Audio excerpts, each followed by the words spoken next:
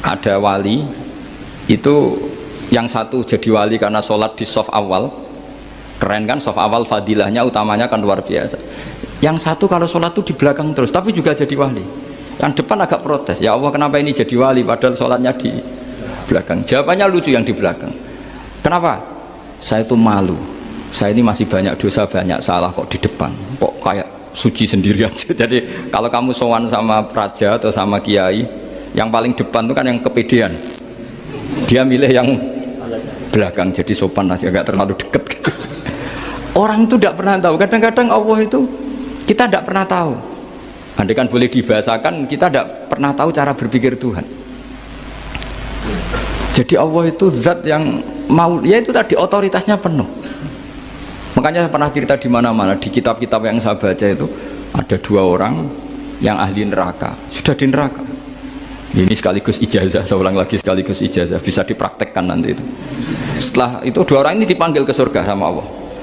Allah itu tanyanya ya aneh, enak di neraka? Ya udah enak di neraka.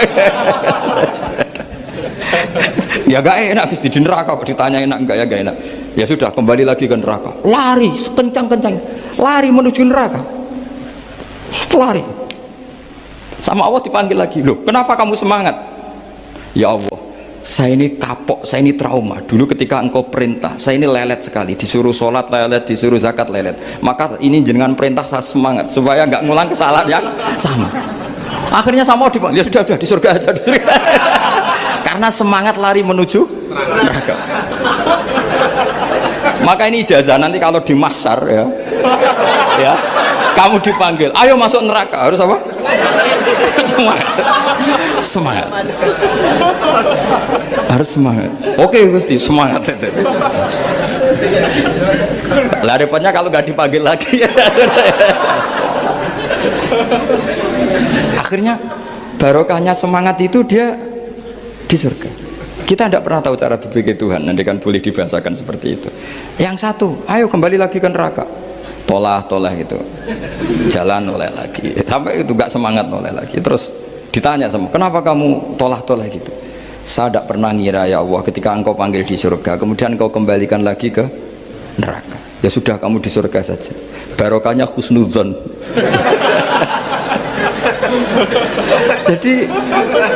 jadi Tuhan itu unik. Makanya dalam tradisi ulama itu ad-dinu ar-riwayah, agama itu riwayat. Sebagian diredaksikan inna hadzal ilma dinun fanzuru amman ta'khuduna dinakum. Agama ini, ilmu ini agama, maka lihat riwayatnya. Karena kita tidak pernah tahu cara berpikir Tuhan. Kita harus mengikuti riwayat yang diutarakan Rasulullah SAW. Karena kita tidak pernah tahu.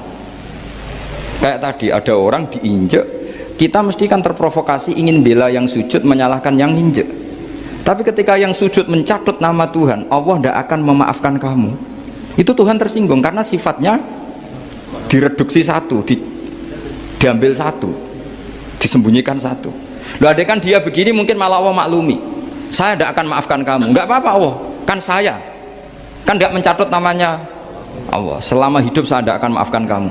Allah nggak akan tersinggung karena dia sebagai manusia tentu punya dendam, punya rasa mangkel, punya emosi. Tapi kalau ketika bilang Allah tidak akan maafkan kamu, berarti dia mencatut statusnya Allah. Dan Allah disifatkan hanya satu dari sifatnya Allah, yaitu hanya sifat menyiksa. Padahal Allah punya sifat memaafkan. Ini hati-hati bagi orang-orang soleh, orang-orang yang terlalu berpikir keras dalam Islam, nggak boleh seperti itu.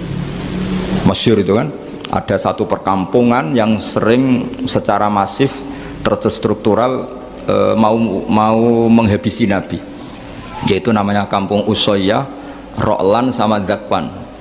3 kampung ini sering koalisi mau menghabisi Nabi, sampai Nabi sering kunut nazilah, Allahumma an Ro'lan wa Zakwan wa Usoyyat asad Allah wa Rasulah. Sering dipasutkan gitu, tapi Allah malah menurunkan wahyu, Muhammad kamu tidak boleh intervensi saya seperti itu, bisa saja mereka dapat hidayah. Semenjak itu Nabi meninggalkan kunut nazilah.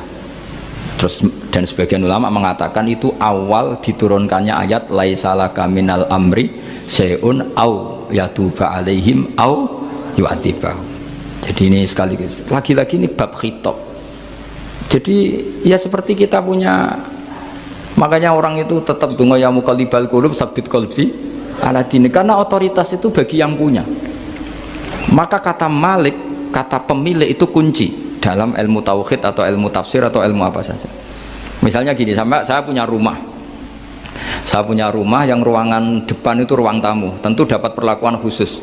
Sering steril, sering bersih, bahkan dihias pakai bunga, pakai macam-macam. Ruangan tengah biasa, ruangan belakang buat buangan sampah, buat WC, buat macam-macam. Sah apa enggak? Sah. Kenapa? Karena saya pemiliknya. Apa? Karena saya.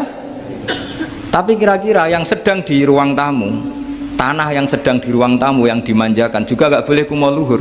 Bisa saja suatu saat saya rubah pikiran, rumah saya tak balik dari menghadap utara ke selatan.